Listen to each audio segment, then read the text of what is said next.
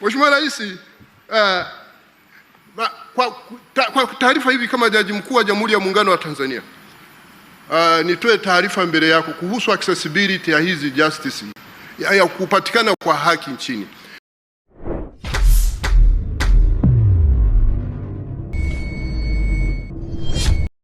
Aidha, pamoja na masuala mengineyo ya kiutumishi na kichama yatakayojadiliwa, tutakuwa na mijadala ya mada mbalimbali zenye lengo la kuhimizana kuhusu wajibikaji, kuongeza uwezo baina ya maafisa wa mahakama na wadau wake katika maeneo mbalimbali, zikiwemo sheria za uhifadhi wa maliasili, sheria za kodi na benki, masuala ya kifedha na maadili kwa maafisa wa mahakama. Mheshimiwa Rais, kama unavyofahamu, ibara ya 4 ya katiba inataja mihimili mitatu ya dola na serikali: mgawanyo wa majukumu na mipaka yake ya kutoingiliana na kudhibitiana katika utekelezaji wa majukumu yao. Mihimili hiyo ni utendaji, yani executive, bunge, yani legislature, na mahakama, yani judiciary. Pamoja na mengineo, ibara hiyo inaelekeza kwamba vyombo vyenye mamlaka ya kutekeleza utoaji haki vitakuwa ni mahakama ya serikali ya Jamhuri ya Muungano na mahakama ya serikali ya Mapinduzi ya Zanzibar. Na kwa ajili hiyo, ibara ya 107A kubwa ibara ndogo ya kwanza ya katiba inaelekeza kwamba mamlaka yenye kauli ya mwisho utoaji haki katika Jamhuri ya Muungano itakuwa ni mahakama.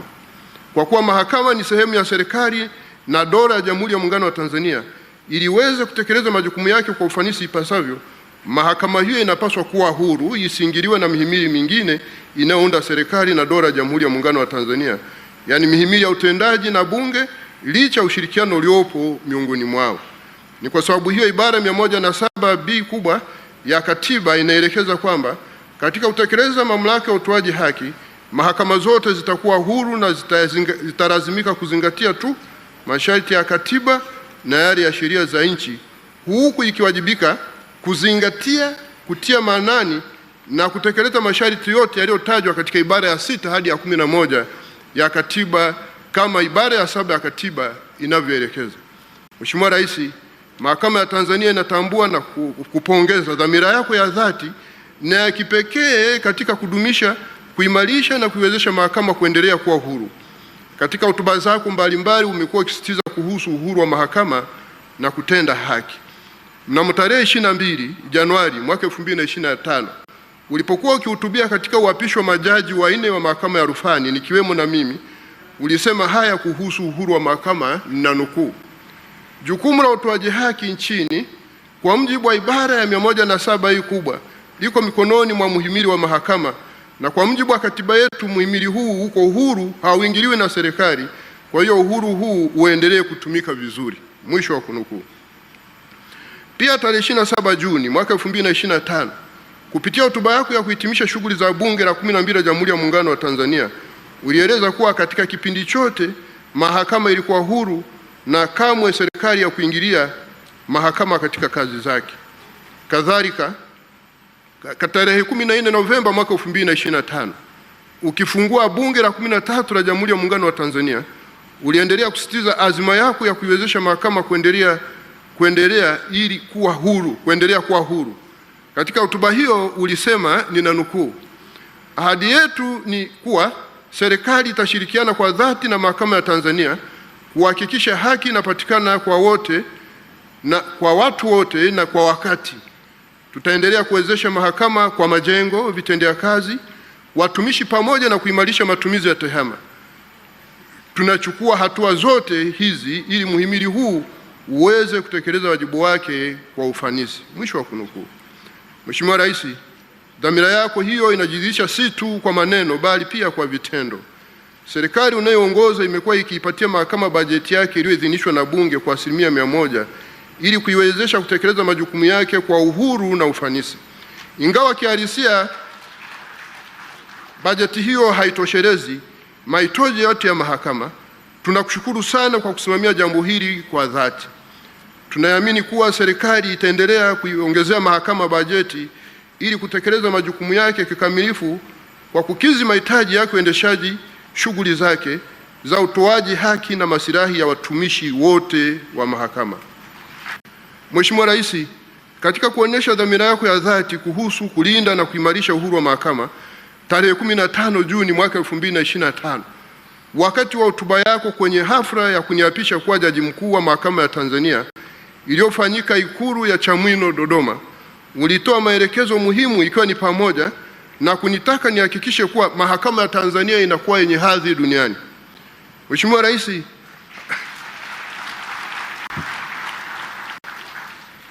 hakuna shaka kwamba ulipotoa maelekezo hayo ulikuwa na ufahamu mpana, na mimi nakufahamu na ufahamu mpana wa sifa za mahakama huru, mahakama yenye hadhi duniani. Ulikuwa na ufahamu mpana wa vigezo maalumu vinavyopima mahakama yenye hadhi duniani, ambavyo kwa kiasi kikubwa vinajengwa juu ya uhuru wa mahakama katika kufanya maamuzi yake bila uoga, upendeleo au shinikizo kutoka pande zote. Wakati fulani tunadhani ni uhuru dhidi ya muhimili wa utendaji na bunge peke yake. Pande zote, yani watu wote, wawe mwandishi wa habari na raia wengine wa kawaida na wanasiasa na kila mtu. Mheshimiwa Rais, katika kuonyesha Mheshimiwa Rais, kwa mujibu wa vigezo vya kimataifa vinavyotumiwa na Umoja wa Mataifa, Benki ya Dunia, International Commission of Justice, World Justice Project na taasisi nyingine za kikanda na kimataifa za utawala wa sheria hutumia viashiria au vigezo maalumu kupima utendaji wa ubora wa mfumo wa mahakama. Vigezo hivyo ni pamoja na hivi hapa. Yaani sio hii orodha, sio yote, ni vichache tu. Maana tukizungumza mheshimiwa, moja,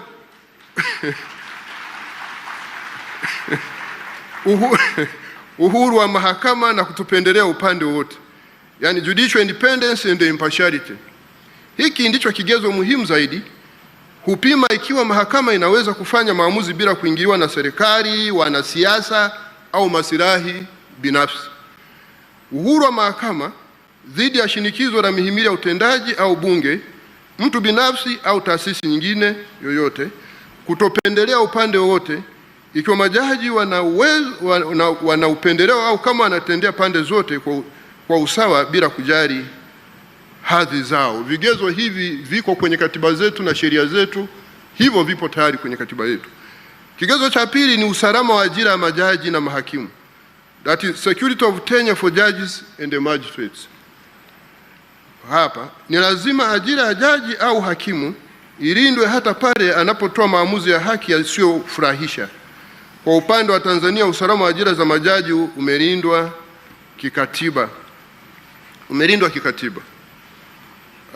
Ibara 110A kubwa ibara ndogo ya 3 ya katiba inaeleza kuhusu mchakato wa kushughulika na nidhamu ya majaji wa mahakama kuu.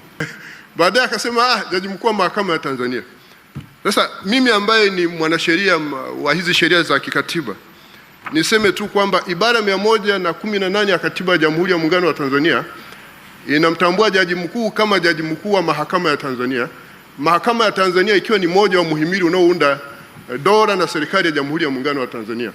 Lakini katika ibara ya 42 ibara ndogo ya 5 inamtambua huyu jaji kwamba ni jaji mkuu wa Jamhuri ya Muungano wa Tanzania. Kwa hiyo Mheshimiwa Masawe hakuwa amekosea, alikuwa hana uhakika tu.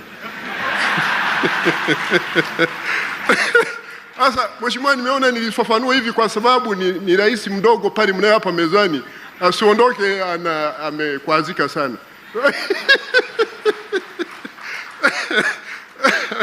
Mheshimiwa Rais, kwa taarifa hivi kama jaji mkuu wa Jamhuri ya Muungano wa Tanzania, nitoe taarifa mbele yako kuhusu accessibility ya hizi justice, ya kupatikana kwa haki nchini. Kwa upande wa Tanzania bara, tunazo huduma sasa za mahakama za wilaya nchini kote, katika wilaya zote za Jamhuri ya Muungano, mahakama za wilaya zote isipokuwa wilaya 3. Wilaya Chamwino ambao ujenzi jengo lake unakamilika mwezi huu kabla ya Juni. Wilaya Mkarama ujenzi wa mahakama ya wilaya inaendelea, na wilaya Ikungi ambao tunaanza ujenzi wa mahakama ya wilaya mwaka kesho wa fedha, mwaka ujao wa fedha.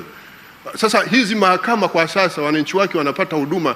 Kwa mfano Chamwino pale unapokaa wao wanapata huduma mahakama hii hapa. na Ikungi na Mkarama wanapata huduma zao mahakama ya wilaya Iramba, alafu Ikungi wanapata huduma zao pale mahakama ya wilaya ya Singida. Kwa hiyo tumepiga hatua. Kwa upande wa Tanzania Zanzibar, mahakama zote, wilaya zote zina mahakama za wilaya na mikoa yote ina mahakama ya mikoa, na huku Zanzibar, maana Unguja, kuna mahakama kuu pale ya Zanzibar pale Tunguu, na sasa inajengwa mahakama kuu Chake Chake Pemba. Tulifikiri kwamba ongeza kuifungua wakati huu, lakini tukasema hili ni swala msingi sana, tulitafutie muda wake mahususi. Lakini kabla ya sherehe za Muungano, Mheshimiwa, tutakuomba uende tufungulie lile jengo.